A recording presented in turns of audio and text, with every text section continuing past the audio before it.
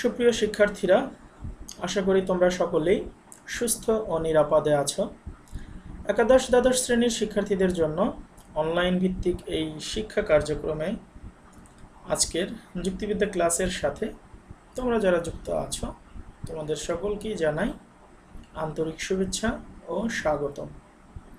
প্রিয় শিক্ষার্থীরা, তোমাদের আজকের এই ক্লাসটির সাথে যুক্ত আছি আমি একেএম আবু সৈয়দ সাইফুল্লাহ, প্রভাষক দর্শন, ঢাকা স্টেট কলেজ। শিক্ষার্থীরা, ক্লাসটির শুরুতে আমরা পাঠ পরিচিতিটি জানব। আমরা যুক্তিবিদ্যা দ্বিতীয় পত্রের পঞ্চম অধ্যায়টি নিয়ে আলোচনা করছিলাম।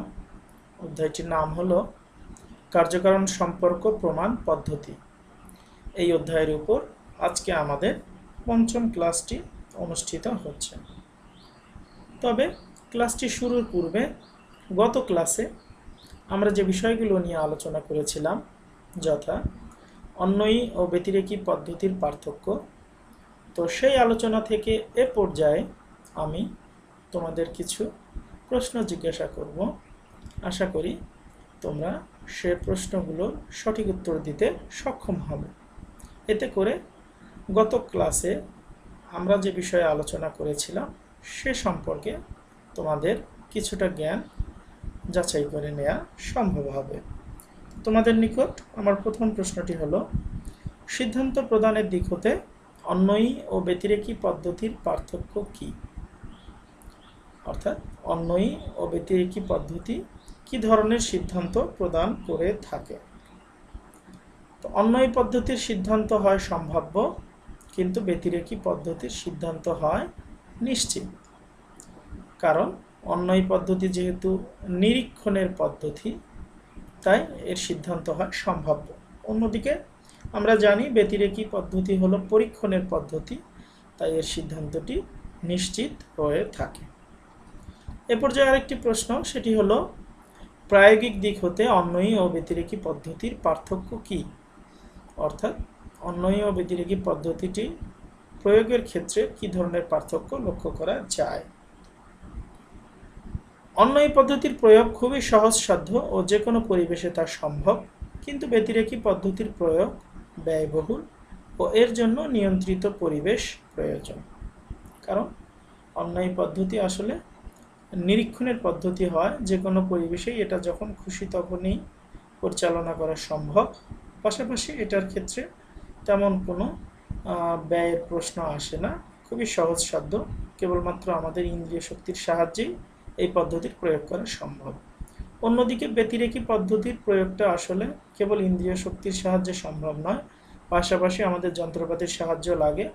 এছাড়া যে পরিবেশে আমরা এই পদ্ধতিটি প্রয়োগ করব সে পরিবেশটিও আমাদের নিয়ন্ত্রণে আনতে হয়, যার জন্য এটা একটা ব্যয়বহুল প্রক্রিয়া এবং এর জন্য আসলে নিয়ন্ত্রিত পরিবেশ আমাদের প্রয়োজন। তো আশা করি শিক্ষার্থীরা তোমরা এই প্রশ্নগুলোর সঠিক উত্তর দিতে সক্ষম হয়েছ। এ পর্যায়ে আজকের পাঠ ঘোষণার পালা। আজকে আমরা যে বিষয়টি নিয়ে আলোচনা করব সেটি হচ্ছে যৌথ অন্বয়ী ব্যতিরেকী পদ্ধতি। অর্থাৎ এই যৌথ অন্বয়ী ব্যতিরেকী পদ্ধতির প্রকৃতিটি আমরা জানব, সুবিধা অসুবিধা জানব এবং এর কী কী ত্রুটি আছে সেগুলো আজকে জানার চেষ্টা করব।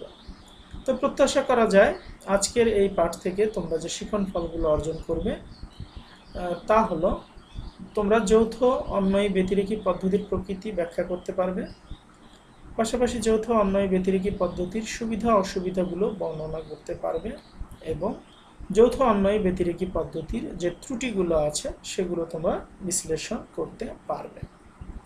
তো শিক্ষার্থীরা, চলো এ পর্যায়ে আমরা আজকের ক্লাসের মূল আলোচনায় যাই। প্রথমেই জানব যৌথ অন্বয়ী ব্যতিরেকী পদ্ধতি কি। অন্বয়ী পদ্ধতির অর্থ হচ্ছে মিলের পদ্ধতি, আর ব্যতিরেকী পদ্ধতির অর্থ হচ্ছে পার্থক্যের পদ্ধতি। তাই যৌথ অন্বয়ী ব্যতিরেকী পদ্ধতির অর্থ হচ্ছে একই সাথে মিল ও পার্থক্যের পদ্ধতি।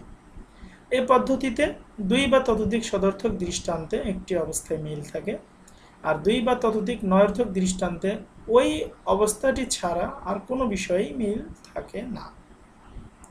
এরূপ ক্ষেত্রে সিদ্ধান্ত করা হয় যে যে বিষয়টিতে উভয় দৃষ্টান্তগুচ্ছের মধ্যে পার্থক্য লক্ষ্য করা যায় তার সাথে আলোচ্য ঘটনার অবশ্যই কোনো কার্যকারণ সম্পর্ক থাকবে। অর্থাৎ অন্যায়ী পদ্ধতির ক্ষেত্রে আমরা দেখব দুই ধরনের দৃষ্টান্তগুচ্ছ থাকবে। একটা হচ্ছে সদর্থক দৃষ্টান্তগুচ্ছ, যেখানে কোনো একটি বিষয়ের মিল আমরা লক্ষ্য করব। অপরটি হচ্ছে নয়ার্থক দৃষ্টান্তগুচ্ছ, যেখানে ওই বিষয়টির অমিল আমরা লক্ষ্য করব। এছাড়া আর অন্যান্য কোনো বিষয়ে আমরা কোনো মিল পাবো না, অর্থাৎ প্রত্যেকটি ক্ষেত্রেই পূর্বগ ও অনুগের বিষয়গুলো আলাদা আলাদা হবে। তো এরূপ ক্ষেত্রে যখন আমরা দেখব যে সদর্থক দৃষ্টান্তগুচ্ছে কোনো একটি অবস্থার সাথে আরও একটি অবস্থা উপস্থিত থাকছে এবং নয়ার্থক দৃষ্টান্তগুচ্ছেও ওই অবস্থাটি নেই, পাশাপাশি তার জন্য যে অবস্থাটি সৃষ্টি হতো সেটাও আর নেই। তো এর ভিত্তিতে আমরা আসলে সিদ্ধান্ত গ্রহণ করব যে ওই দুটো অবস্থার মধ্যে একটা কার্যকারণ সম্পর্ক থাকতে পারে। তো যুক্তিবিদ জন স্টুয়ার্ট মিল যৌথ অন্যায়ী ব্যতিরেকী পদ্ধতির সংজ্ঞা হিসেবে যেটি বলেছেন তা হলো যে আলোচ্য ঘটনাটি ঘটে এরূপ দুই বা ততোধিক দৃষ্টান্তে যদি একটি অবস্থার মিল থাকে, এবং আলোচ্য ঘটনাটি ঘটে না এরূপ দুই বা ততোধিক দৃষ্টান্তে যদি উক্ত অবস্থাটির অনুপস্থিতি ছাড়া অন্য সব বিষয়ে মিল না থাকে, তবে যে অবস্থাটিতে দৃষ্টান্ত দুটির মধ্যে প্রভেদ সে অবস্থাটি হবে আলোচ্য ঘটনার কার্য বা কারণ বা কারণের একটা অপরিহার্য অংশ। অর্থাৎ জন স্টুয়ার্ট মিল বোঝাতে চাচ্ছেন যে আলোচ্য ঘটনাটি ঘটছে এরূপ কতকগুলো দৃষ্টান্তে আমরা দেখব যে আলোচ্য ঘটনার সাথে একটি অবস্থার মিল আছে, পাশাপাশি আলোচ্য ঘটনাটি ঘটছে না এরূপ কতকগুলো নয়ার্থক দৃষ্টান্তের ক্ষেত্রেও আমরা দেখব যে ওই না ঘটার বিষয়টিতেই কেবল মিল আছে, এছাড়া অন্যান্য আর সব বিষয়েই আমরা অমিল খুঁজে পাব।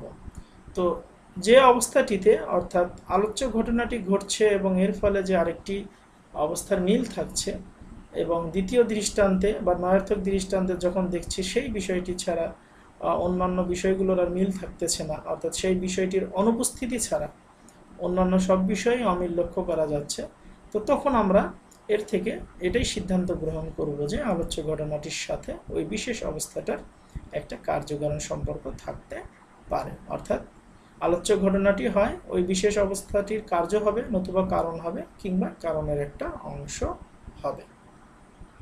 তো এই যে যৌথ অন্যায়ী ব্যতিরেকী পদ্ধতি, এর যে অপনয়ন সূত্রটা আছে সেটা এই পর্যায়ে আমরা জানার চেষ্টা করব।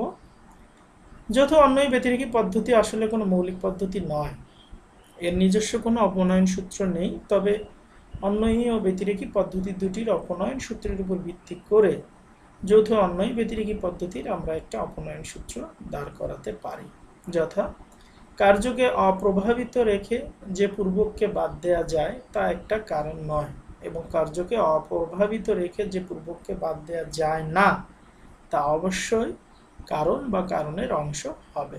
অর্থাৎ পূর্বে ঘটে এরকম কোনো ঘটনাকে যদি বাদ দিলে কার্যের কোনোরূপ সমস্যা না হয় তাহলে সেটাকে আমরা কারণ বলতে পারি না।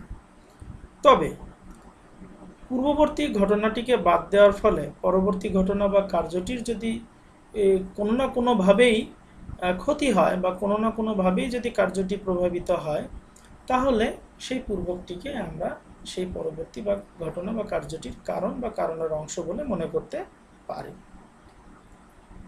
তো এই যে যৌথ অন্যায়ী ব্যতিরেকী পদ্ধতির অপনয়ন সূত্র, এটার ব্যাখ্যা দিলে এই অবস্থাটি দাঁড়ায় যে যে অবস্থাটা সবসময় আলোচ্য ঘটনার সাথে উপস্থিত থাকে এবং যাকে আলোচ্য ঘটনা থেকে পৃথক করা যায় না, সে অবস্থাটাই হচ্ছে আলোচ্য ঘটনার কারণ বা কার্য।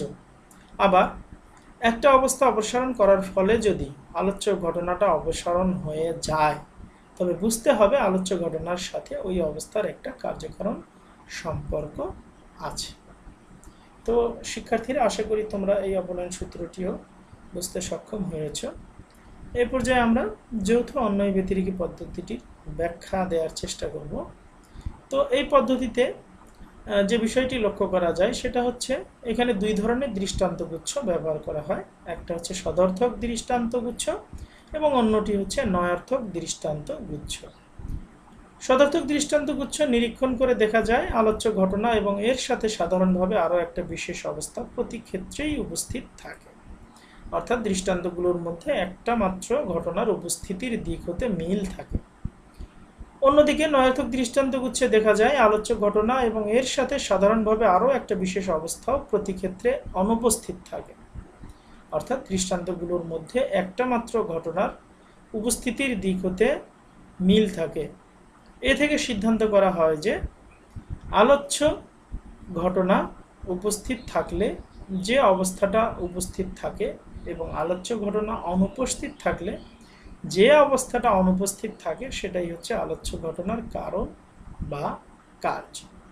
অর্থাৎ এখানে যেটা বলা হচ্ছে যে কতকগুলো সদর্থক দৃষ্টান্তকে আমরা লক্ষ্য করব যে একটি বিশেষ ঘটনার উপস্থিতি থাকে আলোচ্য ঘটনার সাথে, এবং নয়ার্থক কতকগুলো দৃষ্টান্তে আমরা দেখব আলোচ্য ঘটনার সাথে সেই বিশেষ অবস্থাটাও অনুপস্থিত থাকে। এই যে সদর্থক দৃষ্টান্তে বিশেষ অবস্থার উপস্থিতি এবং নয়ার্থক দৃষ্টান্তে বিশেষ অবস্থাটার অনুপস্থিতি, এই বিষয়গুলোর উপর ভিত্তি করে আমরা আসলে সিদ্ধান্ত গ্রহণ করি যে আলোচ্য ঘটনা এবং ওই বিশেষ অবস্থাটার মধ্যে একটা কার্যকারণ সম্পর্ক থাকতে পারে। তো এই অন্বয় যৌথ অন্বয় ব্যতিরেকী পদ্ধতিতে যে সদর্থক দৃষ্টান্তগুলো আছে সেখানে আলোচ্য ঘটনা এবং তার সাথে আরও একটা বিশেষ অবস্থার মধ্যে যে কার্যকারণ সম্পর্কের ইঙ্গিত পাওয়া যায় নয়ার্থক দৃষ্টান্তগুচ্ছের মাধ্যমে তা আরও বেশি সম্ভাব্য হয়ে ওঠে।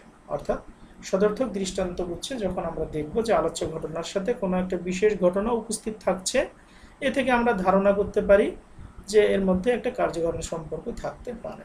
পাশাপাশি যখন নয়ার্থক দৃষ্টান্তগুচ্ছে দেখব যে আলোচ্য ঘটনাটিও নেই এবং ওই বিশেষ অবস্থাটিও নেই, তখন তার মাধ্যমে আমাদের ওই যে সিদ্ধান্ত যে দুটো ঘটনার মধ্যে কার্যকারণ সম্পর্ক থাকতে পারে সেটা আরও বেশি জোরালো হয়ে ওঠে। তো শিক্ষার্থীরা, আশা করি তোমরা এই যৌথ অন্বয় ব্যতিরেকী পদ্ধতি বুঝতে পেরেছ। এ পর্যায়ে আমরা একটা উদাহরণের সাহায্যে বিষয়টা আরও একটু পরিষ্কার করার চেষ্টা করি। তোমরা লক্ষ্য করো যে এখানে যেমন সদর্থক দৃষ্টান্তগুচ্ছ আছে যেখানে পূর্বক হিসেবে ক, খ, গ উপস্থিত আছে একটি দৃষ্টান্তে, পাশাপাশি অনুক হিসেবে প, ফ, ব উপস্থিত। আবার দ্বিতীয় দৃষ্টান্তে দেখো ক, চ, ছ উপস্থিত এবং অনুক হিসেবে প, র, ল উপস্থিত, এবং তৃতীয় দৃষ্টান্তে ক, ট, ঠ উপস্থিত, পাশাপাশি অনুক হিসেবে প, স, হ উপস্থিত। অন্যদিকে নয়ার্থক দৃষ্টান্তগুচ্ছে তোমরা দেখো পূর্বক হিসেবে ক, খ, গ, ঘ নয়ার্থক দৃষ্টান্তগুচ্ছে প্রথম দৃষ্টান্তে পূর্বক হিসেবে খ, গ, ঘ উপস্থিত, যার ফলে অনুক হিসেবে ফ, প, ভ উপস্থিত। আবার দ্বিতীয় দৃষ্টান্তে দেখো গ, চ, ছ উপস্থিত, আবার অনুক হিসেবে ব, র, ল উপস্থিত। আবার তৃতীয় দৃষ্টান্তে ঘ, ট, ঠ উপস্থিত, পাশাপাশি অনুক হিসেবে ভ, স, হ উপস্থিত। অর্থাৎ দুটো দৃষ্টান্তের ক্ষেত্রে আমরা যেটা লক্ষ্য করছি, তোমরা দেখো যে এখানে ক হিসাবে ক যখন উপস্থিত থাকছে সদর্থক দৃষ্টান্তগুচ্ছে পূর্বক হিসেবে, তখন এর সাথে অনুক হিসেবে প উপস্থিত থাকছে। আবার নয়ার্থক দৃষ্টান্তগুচ্ছে দেখো কোথাও ক উপস্থিত নেই, যার ফলে অনুক হিসেবে প উপস্থিত নেই। তো এর থেকে যে সিদ্ধান্তটি করা হয় সেটি হচ্ছে ক হলো প এর কারণ। অর্থাৎ যেহেতু সদর্থক দৃষ্টান্তে ক উপস্থিতের পাশাপাশি প উপস্থিত থাকছে এবং নয়ার্থক দৃষ্টান্তগুচ্ছে ক উপস্থিত নেই বিধায় প উপস্থিত নেই, প্রতিটি ক্ষেত্রেই আমরা তা দেখতে পাচ্ছি। আর তাই এর থেকে সিদ্ধান্ত করা হচ্ছে যে ক হলো প এর কারণ। আশা করি তোমরা এই যৌথ অন্বয় ব্যতিরেকী পদ্ধতির সাংকেতিক উদাহরণটা বুঝতে পেরেছ। এ পর্যায়ে আমরা যৌথ অন্বয় ব্যতিরেকী পদ্ধতির কিছু বাস্তব উদাহরণ দেখার চেষ্টা করব। যেমন 1 নম্বর উদাহরণ, সেটিতে দেখো যে যেসব শহরে ম্যালেরিয়া আছে, অর্থাৎ এখানে কিন্তু একটি শহর নয়, অনেকগুলো শহর, যেসব শহরে ম্যালেরিয়া আছে সেই সব শহরে অ্যানোফিলিস মশা আছে, যেসব শহরে ম্যালেরিয়া নেই সেই সব শহরে অ্যানোফিলিস মশাও নেই। সুতরাং অ্যানোফিলিস মশা হচ্ছে ম্যালেরিয়া রোগের কারণ। অর্থাৎ প্রথম দৃষ্টান্তগুচ্ছে আমরা দেখছি ম্যালেরিয়ার সাথে অ্যানোফিলিস মশার উপস্থিতি, পাশাপাশি দ্বিতীয় নয়ার্থক দৃষ্টান্তগুচ্ছে আমরা দেখছি অ্যানোফিলিস মশা না থাকার সাথে ম্যালেরিয়া রোগেরও না থাকার একটা বিষয় মিল লক্ষ্য করা যাচ্ছে। তো এ থেকে সিদ্ধান্ত করা হচ্ছে যে অ্যানোফিলিস মশা হচ্ছে ম্যালেরিয়া রোগের কারণ। আবার দ্বিতীয় আরেকটা দৃষ্টান্ত বা আরেকটা উদাহরণ তোমরা লক্ষ্য করো যে যখন নেপোলিয়ন ব্যক্তিগতভাবে যুদ্ধ পরিচালনা করেছেন, অর্থাৎ একটি যুদ্ধ নয় অনেকগুলো যুদ্ধ, তখনই তার সৈন্যদল যুদ্ধে জয়লাভ করেছে। আবার যখনই তিনি যুদ্ধক্ষেত্রে অনুপস্থিত থেকেছেন তখনই তার সৈন্যদল পরাজিত হয়েছে। সুতরাং যুদ্ধক্ষেত্রে নেপোলিয়নের ব্যক্তিগত উপস্থিতি যুদ্ধে জয়লাভের কারণ। অর্থাৎ এখানেও লক্ষ্য করো যে যতগুলো যুদ্ধে নেপোলিয়নের উপস্থিতি ছিল ততগুলো যুদ্ধে তারা জয়লাভ করেছে। আবার যতগুলো যুদ্ধে নেপোলিয়নের উপস্থিত ছিল না নেপোলিয়ন, ততগুলো যুদ্ধে তাদের সৈন্যদল পরাজিত হয়েছে। সুতরাং এ থেকে সিদ্ধান্ত করা হচ্ছে যে যুদ্ধক্ষেত্রে নেপোলিয়নের ব্যক্তিগত উপস্থিতি যুদ্ধে জয়লাভের কারণ। তো এখানেও দেখো সদর্থক দৃষ্টান্ত হচ্ছে নেপোলিয়নের উপস্থিত থাকা যুদ্ধক্ষেত্রে, এবং তার সাথে আরেকটা বিষয় উপস্থিত থাকছে, সেটা হলো জয়লাভ করা। আর নয়ার্থক দৃষ্টান্ত হচ্ছে দেখো নেপোলিয়ন যখনই অনুপস্থিত থাকছে তখনই তার সৈন্যদল পরাজিত হচ্ছে, অর্থাৎ তার জয়লাভটাও সেখানে অনুপস্থিত। যার ফলে এ থেকে সিদ্ধান্ত করা হচ্ছে যে নেপোলিয়নের উপস্থিতি আসলে যুদ্ধে জয়লাভের কারণ। আরেকটি দৃষ্টান্ত দেখো বা আরেকটি উদাহরণ দেখো যে হাঁসের ডিম খেলেই বদহজম হয়, হাঁসের ডিম না খেলে বদহজম হয় না, সুতরাং হাঁসের ডিম খাওয়াই বদহজমের কারণ। অর্থাৎ এরকম একটা প্রবাদ সবসময় থাকে যে যখনই তুমি হাঁসের ডিম খাবা, অর্থাৎ একবার দুবার নয়, যখনই খাও তখনই বদহজম হবে, অর্থাৎ হাঁসের ডিমের সাথে বদহজমের বিষয়টি এখানে উপস্থিত থাকছে। পাশাপাশি আর নয়ার্থক দৃষ্টান্তগুলোতে দেখো যে যখনই হাঁসের ডিম খাচ্ছে না তখন বদহজমের বিষয়টিও আর হচ্ছে না, অর্থাৎ এখানে হাঁসের ডিমও অনুপস্থিত, বদহজমের বিষয়টিও অনুপস্থিত। তো এ থেকে সিদ্ধান্ত করা হচ্ছে যে হাঁসের ডিম খাওয়াই হচ্ছে বদহজমের কারণ। তো এভাবে যৌথ অন্যয় ব্যতিরেকি পদ্ধতির আমরা বাস্তবে অসংখ্য উদাহরণ দিতে পারি।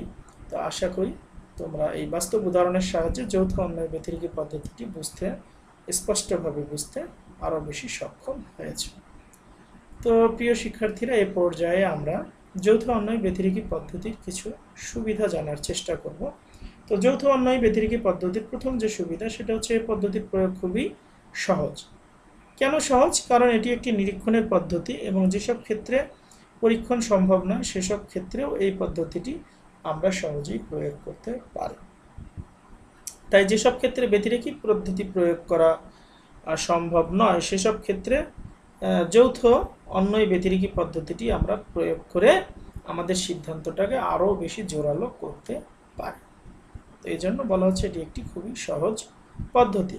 পাশাপাশি দ্বিতীয় যে সুবিধা, সেটা হচ্ছে অন্যয় পদ্ধতির মতো এ পদ্ধতিও কার্য হতে কারণ এবং কারণ হতে কার্য অনুসন্ধানে সহায়ক।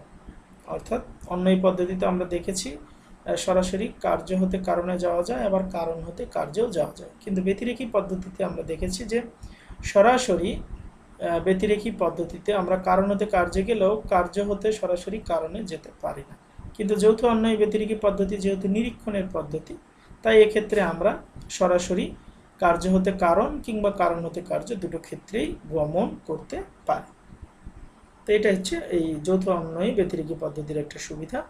এরপর যে যৌথ অন্যয় ব্যতিরেকি পদ্ধতির আরেকটি সুবিধা, সেটা হচ্ছে এই পদ্ধতির প্রয়োগ খুবই ব্যাপক, অর্থাৎ এই পদ্ধতির প্রয়োগ ক্ষেত্রটা খুবই ব্যাপক। যেহেতু এটি একটি নিরীক্ষণের পদ্ধতি, তাই এই পদ্ধতিটির প্রয়োগ করা যায় যে কোনো ক্ষেত্রে যে কোনো সময়। অর্থাৎ এর প্রথম সুবিধাটা ছিল এর প্রয়োগ খুবই সহজ, অর্থাৎ খুব সহজভাবে কোনো ধরনের ব্যয় ছাড়াই এই পদ্ধতিটা আমরা প্রয়োগ করতে পারি।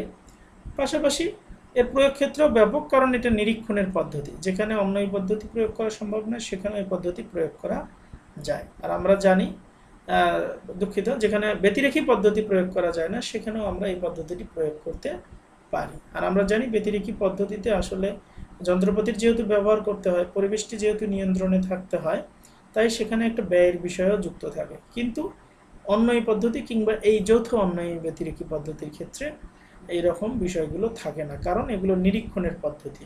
আর আমরা জানি নিরীক্ষণে কোনো যন্ত্রপাতির ব্যবহারও নেই, সুতরাং পরিবেশটি নিয়ন্ত্রণেরও কোনো বিষয় সেখানে যুক্ত থাকে না। তাই বলা হয় এই পদ্ধতির প্রয়োগ ক্ষেত্র খুবই ব্যাপক, অর্থাৎ যে কোনো জায়গায় যে কোনো ক্ষেত্রে এই পদ্ধতিটি আমরা প্রয়োগ করতে পারি। তো যৌথ অন্যয় ব্যতিরেকি পদ্ধতির আরেকটি সুবিধা, সেটা হচ্ছে অন্যয় পদ্ধতির সিদ্ধান্তের তুলনায় এই পদ্ধতির সিদ্ধান্ত অধিক নির্ভরযোগ্য। অর্থাৎ অন্যয়ী পদ্ধতির ক্ষেত্রে আমরা কেবল দুটো ঘটনার মধ্যে কার্যকারণ সম্পর্ক যে আছে তার একটা ইঙ্গিত দিতে পারি, কিন্তু সেটাকে আমরা প্রমাণ করতে পারি না। কিন্তু যৌথ অন্যয়ী ব্যতিরেকী পদ্ধতির সাহায্যে আমরা যেমন সদর্থক দৃষ্টান্তগুলো দিয়ে দুটো ঘটনার মধ্যে কার্যকারণ সম্পর্ক আছে বলে একটা ইঙ্গিত প্রদান করতে পারি, পাশাপাশি নয়ার্থক দৃষ্টান্তগুলোর সাহায্যে সেই সিদ্ধান্তটাকেও জোরালোভাবে সমর্থন করতে পারি। অর্থাৎ সদর্থক দৃষ্টান্তে আমরা দুটো ঘটনার কার্যকারণ সম্পর্কের যে ইঙ্গিত প্রদান করি, নয়ার্থক দৃষ্টান্ত গুচ্ছের সাহায্যে সেটার পক্ষে সিদ্ধান্তটিকে আরও জোরালো করা সম্ভব হয়। কিন্তু অন্যয়ী পদ্ধতিতে যেহেতু কোনো নয়ার্থক দৃষ্টান্ত থাকে না, তাই সেক্ষেত্রে কেবল কার্যকারণ সম্পর্কটা যে আছে কেবল সেই ইঙ্গিতটা দেওয়া যায়, কিন্তু এর পক্ষে জোরালো কোনো সিদ্ধান্ত বা সমর্থন প্রদান করা সম্ভব হয় না। তো এই যৌথ অন্যয়ী ব্যতিরেকী পদ্ধতির আরও একটি সুবিধা, সেটা হচ্ছে এই পদ্ধতি বহু কারণবাদের সম্ভাবনা হতে অনেকাংশে মুক্ত। কারণ নয়ার্থক দৃষ্টান্ত গুচ্ছকে ব্যাপকভাবে ব্যবহার করলে এই পদ্ধতিতে বহু কারণবাদের সম্ভাবনাটা অনেকাংশেই মুক্ত হয়ে যায়। তাই বলা হয় যে বহু কারণবাদ, অর্থাৎ একটি কারণের পিছনে যে অনেকগুলো কারণ থাকতে পারে বা একটি কার্যের পিছনে যে অনেকগুলো কারণ থাকতে পারে, সেটা এই পদ্ধতির ক্ষেত্রে অনেকাংশে ঘটে না। আর এ পর্যায়ে জানব যৌথ অন্যয়ী ব্যতিরেকী পদ্ধতির আরেকটি সুবিধা, সেটা হচ্ছে এই পদ্ধতি ব্যতিরেকী পদ্ধতির কারণ অনুসন্ধানে সহায়ক। অর্থাৎ এই পদ্ধতি ব্যতিরেকী পদ্ধতির কারণ অনুসন্ধানের ক্ষেত্রে যথেষ্ট সহায়তা প্রদান করে। কেন? কারণ পরীক্ষণমূলক ব্যতিরেকী পদ্ধতি প্রাকৃতিক ঘটনার কারণ অনুসন্ধানে কার্যকর নয়, কিন্তু পর্যবেক্ষণমূলক অন্যয়ী ব্যতিরেকী পদ্ধতি নয়ার্থক দৃষ্টান্তগুলোর সাহায্যে কোনো ঘটনাকে কারণ বলে নির্দেশ করতে পারে। এই ঘটনাটা প্রকল্প হিসেবে ব্যতিরেকী পদ্ধতির কারণ অনুসন্ধানের কাছে সহায়ক হয়। অর্থাৎ ব্যতিরেকী পদ্ধতি যেহেতু পরীক্ষণমূলক, তাই সেক্ষেত্রে প্রাকৃতিক যে ঘটনাগুলো আছে সেগুলোকে তো আমরা অনেক ক্ষেত্রে অনেক ঘটনাই আছে যেগুলোকে আমরা নিয়ন্ত্রিত পরিবেশের মাধ্যমে ঘটাতে সক্ষম হই না, যেমন ভূমিকম্প, সূর্যগ্রহণ। তো সেক্ষেত্রে আসলে ব্যতিরেকী পদ্ধতির ক্ষেত্রে একটা অসুবিধা তৈরি হয়। কিন্তু যেহেতু এই যৌথ অন্যয়ী ব্যতিরেকী পদ্ধতিটা পরীক্ষণমূলক নয় বরং নিরীক্ষণ ভিত্তিক বা পর্যবেক্ষণমূলক, সেক্ষেত্রে আমরা এই পদ্ধতির সাহায্যে যে সিদ্ধান্তটা লাভ করি সেটা ব্যতিরেকী পদ্ধতির সিদ্ধান্ত প্রদানের ক্ষেত্রে যথেষ্ট সহায়তা করে থাকে। তো এই সুবিধাটা আমরা যৌথ অন্যয়ী ব্যতিরেকী পদ্ধতির সাহায্যে লাভ করতে পারি। তো আশা করি শিক্ষার্থীরা তোমরা এই সুবিধাগুলো বুঝতে পেরেছ। এ পর্যায়ে আমরা যৌথ অন্যয়ী ব্যতিরেকী পদ্ধতির কিছু অসুবিধা নিয়ে আলোচনা করব, যার প্রথমটা হলো অন্যয়ী পদ্ধতির সাহায্যে নিশ্চিত সিদ্ধান্ত স্থাপন করা কষ্টসাধ্য। দুঃখিত, এটা হবে যৌথ অন্যয়ী ব্যতিরেকী পদ্ধতির সাহায্যে নিশ্চিত সিদ্ধান্ত স্থাপন করা আসলে কষ্টসাধ্য। এর কারণ হচ্ছে এই পদ্ধতিটা যখন আমরা ব্যবহার করছি এটা কিন্তু আমরা পরীক্ষণের ক্ষেত্রে ব্যবহার করছি না, এটা যেহেতু নিরীক্ষণের পদ্ধতি তাই এক্ষেত্রে আমরা যন্ত্রপাতির ব্যবহার করছি না, যার ফলে একটা নিশ্চিত সিদ্ধান্ত প্রদান করা এই পদ্ধতির একটা বড় অসুবিধা। বরং এর সাহায্যে আমরা যে সিদ্ধান্তটি পেয়ে থাকি সেটা আসলে হয়ে থাকে সম্ভাব্য সিদ্ধান্ত। পাশাপাশি এই পদ্ধতির ক্ষেত্রে অনিরীক্ষণ অনুপপত্তি দেখা দিতে পারে। অর্থাৎ এই যে যৌথ অন্যয়ী ব্যতিরেকী পদ্ধতি, এর ক্ষেত্রে একটা অনিরীক্ষণ ত্রুটি দেখা দিতে পারে। অর্থাৎ এই পদ্ধতির ক্ষেত্রে যেহেতু আমরা যন্ত্রপাতির ব্যবহার করছি না, বা এই যৌথ অন্যয়ী ব্যতিরেকী পদ্ধতির ক্ষেত্রে যেহেতু আমরা পরীক্ষণের সাহায্যে দৃষ্টান্তগুলো দেখছি না, সেক্ষেত্রে যে ঘটনাটি ঘটে এক্ষেত্রে অনিরীক্ষণের যে ত্রুটিগুলো থাকে সেগুলো এখানে দেখা দিতে পারে। অর্থাৎ এই পদ্ধতিটি যেহেতু নিরীক্ষণের পদ্ধতি, তো নিরীক্ষণের ক্ষেত্রে অনেক বিষয়ই আমাদের নিরীক্ষণের বাইরে থেকে যেতে পারে, যার ফলে বিভিন্ন ধরনের ত্রুটি দেখা দেয় যেগুলোকে বলা হয় অনিরীক্ষণ ত্রুটি। তো সেই ত্রুটিগুলো এই পদ্ধতির ক্ষেত্রে দেখা দিতে পারে। তো যৌথ অন্যয়ী ব্যতিরেকী পদ্ধতির আরও যে একটা অসুবিধা, সেটা হচ্ছে এই পদ্ধতি পরিবেশ পরিবর্তন করে ঘটনার প্রভাব নিরূপণ করতে অক্ষম। অর্থাৎ এই যে যৌথ অন্যয়ী ব্যতিরেকী পদ্ধতিটি আছে সেটি বিভিন্ন পরিবেশের ক্ষেত্রে আসলে বারবার করে এটাকে দেখা সম্ভব নয়, কারণ এটা নিরীক্ষণের পদ্ধতি এবং প্রাকৃতিক পরিবেশে যখন আমরা নিরীক্ষণ করতে যাই তখন ঘটনা যেটি ঘটে সেটিকে বারবার আসলে নিরীক্ষণ করা সম্ভব হয় না। অর্থাৎ যখন ঘটে কেবল তখনই সেটাকে আমরা নিরীক্ষণ করতে পারি। পাশাপাশি প্রাকৃতিক ঘটনাগুলোকে কিছু কিছু ঘটনা আছে যেগুলোকে আমরা পরীক্ষণের আওতায় আনতে পারি না, সেই ঘটনাগুলোর ক্ষেত্রে আমরা যৌথ অন্যায় ব্যতিরেকি পদ্ধতি প্রয়োগ করি। কিন্তু সেই ঘটনাগুলোকে যেহেতু আমরা পরীক্ষণের আওতায় আনতে পারি না বা নিয়ন্ত্রিত পরিবেশে আনতে পারি না, তো সেই ঘটনাগুলোকে বারবার নিরীক্ষণ করাও আসলে আমাদের পক্ষে সম্ভব হয় না। তাই ভিন্ন ভিন্ন পরিবেশে ঘটনাগুলো কেমন আচরণ করে সেটা নির্ণয় করা আসলে যৌথ অন্যায় ব্যতিরেকি পদ্ধতির সাহায্যে সম্ভব হয় না। তো এই পদ্ধতির আরেকটি যে অসুবিধা সেটা হচ্ছে অন্যায় পদ্ধতির তুলনায় এটা কিছুটা জটিল। কারণ অন্যায় পদ্ধতির ক্ষেত্রে আমরা যখন দৃষ্টান্তগুলো সংগ্রহ করি তখন সবগুলোই থাকে সদর্থক দৃষ্টান্ত, কিন্তু এই যৌথ অন্যায় ব্যতিরেকি পদ্ধতির ক্ষেত্রে আসলে দৃষ্টান্ত থাকে দু ধরনের, একটা হচ্ছে সদর্থক দৃষ্টান্ত আর কতকগুলো থাকে নয়ার্থক দৃষ্টান্ত। কিন্তু নয়ার্থক দৃষ্টান্তগুলো খুঁজে পাওয়াটা একটা জটিল বিষয়। এক্ষেত্রে অন্যায় পদ্ধতিতে যেখানে কেবল সদর্থক দৃষ্টান্তের প্রয়োজন হচ্ছে, যৌথ অন্যায় ব্যতিরেকি পদ্ধতির ক্ষেত্রে সেখানে সদর্থক দৃষ্টান্তের পাশাপাশি কতকগুলো নয়ার্থক দৃষ্টান্তেরও প্রয়োজন হচ্ছে, যেখানে ওই আলোচ্য ঘটনাটা অনুপস্থিত থাকবে। যার কারণে এই পদ্ধতিটা অন্যায় পদ্ধতির তুলনায় একটু হলেও জটিল প্রক্রিয়া। এবং এই যৌথ অন্যায় ব্যতিরেকি পদ্ধতির আরও একটি অসুবিধা, সেটা হচ্ছে এই পদ্ধতির সাহায্যে অনেক সময় কার্যকারণ সম্পর্ক থেকে সহ অবস্থান সম্পর্ককে পৃথক করা যায় না। অর্থাৎ দুটো ঘটনা অনেক সময় একই সাথে অবস্থান করে, কিন্তু এই পদ্ধতি যেহেতু নিরীক্ষণের পদ্ধতি, যেহেতু কেবল পর্যবেক্ষণের সাহায্যেই আমরা এর সিদ্ধান্তটি দিয়ে থাকি, তাই সেক্ষেত্রে দুটো ঘটনা আসলে সহ অবস্থান করে তাদেরকে সঠিকভাবে যদি নিরীক্ষণ করা সম্ভব না হয় তাহলে তাদেরকে অনেক সময় আমরা কারণ বা কার্য বলে ভুল করে থাকি। তো এই যে সহ অবস্থানের সম্পর্ক দুটো ঘটনার, সেই সম্পর্কটাকে যখন আমরা কার্যকারণ সম্পর্ক ভেবে ভুল করি তখন এটাই প্রমাণ হচ্ছে যে আসলে কার্যকারণ সম্পর্ক থেকে আমরা দুটো ঘটনার যে সহ অবস্থান সম্পর্কটা আছে সেটাকে আমরা আসলে পৃথক করতে পারছি না, ভুল ভেবে সেটাকে কার্যকারণ সম্পর্ক বলেই মনে করছি। তো এই অসুবিধাটা যৌথ অন্যায় ব্যতিরেকি পদ্ধতির ক্ষেত্রে একটা বড় ধরনের অসুবিধা। তো আশা করি প্রিয় শিক্ষার্থীরা তোমরা যৌথ অন্যায় ব্যতিরেকি পদ্ধতির সুবিধা এবং অসুবিধা এগুলো তোমরা বুঝতে সক্ষম হয়েছ। এ পর্যায়ে আমরা যে বিষয়টি নিয়ে আলোচনা করব সেটা হচ্ছে যৌথ অন্যায় ব্যতিরেকি পদ্ধতির অনুপপত্তি বা ত্রুটি। তো যৌথ অন্যায় ব্যতিরেকি পদ্ধতি মূলত একটি নিরীক্ষণের পদ্ধতি, তাই এই পদ্ধতিতে নিরীক্ষণের অসুবিধাগুলো বর্তমান। নিরীক্ষণে ঘটনাবলীর উপর আমাদের কোনো নিয়ন্ত্রণ থাকে না, ফলে এই পদ্ধতিতে সদর্থক ও নয়ার্থক দৃষ্টান্ত গুচ্ছের নিরীক্ষণের সময় ভুল ভ্রান্তির সম্ভাবনা থাকে। সেক্ষেত্রে যৌথ অন্যায় ব্যতিরেকি পদ্ধতির অপপ্রয়োগে নিম্নোক্ত ত্রুটি ঘটে। অর্থাৎ যৌথ অন্যায় ব্যতিরেকি পদ্ধতি যেহেতু নিরীক্ষণের পদ্ধতি, সেক্ষেত্রে নিরীক্ষণের যে ত্রুটিগুলো থাকে সেগুলো আসলে এই পদ্ধতির উপর প্রযোজ্য হয়। যেমন যৌথ অন্যায় ব্যতিরেকি পদ্ধতির যে ত্রুটি আছে সেগুলো হলো একটা অনিরীক্ষণ ত্রুটি, পাশাপাশি কার্যকারণ সংক্রান্ত ত্রুটি বা অনুপপত্তি। এছাড়া এই পদ্ধতির ক্ষেত্রে অনিরীক্ষণ ত্রুটি হিসেবে দৃষ্টান্তের অনিরীক্ষণও ঘটতে পারে, আবার প্রয়োজনীয় অবস্থাবলীরও অনিরীক্ষণ ঘটতে পারে। তো প্রিয় শিক্ষার্থীরা, এই পর্যায়ে আমরা এই ত্রুটিগুলো নিয়ে একটু বিস্তারিত আলোচনা করব। প্রথমেই আমরা জানবো অনিরীক্ষণ ত্রুটি বা অনুপপত্তি কি। যে আরোহের কোনো সিদ্ধান্ত স্থাপনের পূর্বে যদি প্রাসঙ্গিক বিষয়সমূহ নিরীক্ষণ না করে বা আংশিক নিরীক্ষণ করে সিদ্ধান্ত স্থাপন করা হয় তবে অনিরীক্ষণ ত্রুটি ঘটে।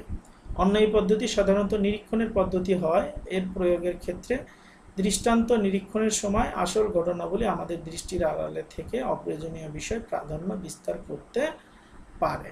তো একই কথা আমরা যৌথ অন্যায় ব্যতিরেকি পদ্ধতির ক্ষেত্রেও বলতে পারি, যে ক্ষেত্রে আসলে দৃষ্টান্তগুলো নিরীক্ষণের সময় প্রয়োজনীয় ঘটনাগুলো আমাদের দৃষ্টির আড়ালে থেকে যেতে পারে।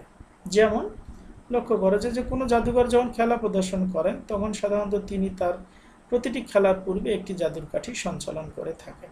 এখন যদি আমরা তার প্রতিটি খেলার ভিন্ন ভিন্ন কৌশলের প্রতি আমাদের দৃষ্টি নিবদ্ধ না করে জাদুর কাঠি সঞ্চালনকেই সব চমকপ্রদ ঘটনার কারণ বলে অনুমান করি, তবে আমাদের এ ধরনের অনিরীক্ষণ ত্রুটি ঘটবে। এই অনিরীক্ষণ ত্রুটি সেটা আবার দুই ধরনের হতে পারে, একটা দৃষ্টান্তের অনিরীক্ষণ, একটা প্রয়োজনীয় অবস্থাবলীর অনিরীক্ষণ। প্রথমেই জানবো দৃষ্টান্তের অনিরীক্ষণটা কি। যে কোনো বস্তু বা ঘটনা নিরীক্ষণের ক্ষেত্রে অনেক সময় আমরা অত্যাধিক ব্যস্ততা বা অসাবধানতা বশত উদ্দেশ্যের সাথে প্রাসঙ্গিক কিছু দৃষ্টান্তের নিরীক্ষণ না করেই সিদ্ধান্ত অনুমান করে থাকি। এর ফলে যে ত্রুটি বা অনুপপত্তি ঘটে তাকে দৃষ্টান্তের অনিরীক্ষণ বলা হয়। যেমন এখানে দেখো কিছু লেখা, এই লেখাগুলো একেবারেই অস্পষ্ট, বোঝা যাচ্ছে না, এবং এরকম কয়েকজন প্রতিভাবান লোকের হাতের লেখা পরীক্ষা করে যদি দেখা যায় যে তাদের হাতের লেখা খারাপ, আর তা থেকে যদি সিদ্ধান্ত করা হয় যে সকল প্রতিভাবান লোকের হাতের লেখাই খারাপ, তখন দৃষ্টান্তের অনিরীক্ষণ ত্রুটি বা অনুপপত্তি ঘটে। আর এ পর্যায়ে জানবো আমরা প্রয়োজনীয় অবস্থাবলীর অনিরীক্ষণ। অর্থাৎ কোনো বস্তু বা ঘটনা নিরীক্ষণের ক্ষেত্রে অনেক সময় আমরা প্রয়োজনীয় পারিপার্শ্বিক অবস্থাকে অগ্রাহ্য করে কয়েকটি অপ্রয়োজনীয় অবস্থাকে নিরীক্ষণ করেই একটি সিদ্ধান্ত অনুমান করে থাকি।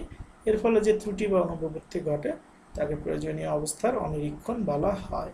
যেমন অপরাধের জন্য শাস্তিপ্রাপ্ত লোকের সংখ্যা বৃদ্ধি পাওয়া দেখে যদি আমরা অনুমান করে বসি যে দেশে অপরাধীর সংখ্যা বেড়েছে, তখন প্রয়োজনীয় অবস্থার অনিরীক্ষণ ত্রুটি বা অনুপপত্তি ঘটে। আসলে শাস্তিপ্রাপ্ত লোকের সংখ্যা বৃদ্ধি পাওয়া মানেই যে অপরাধীর সংখ্যা বেড়ে যাওয়া তা নয়।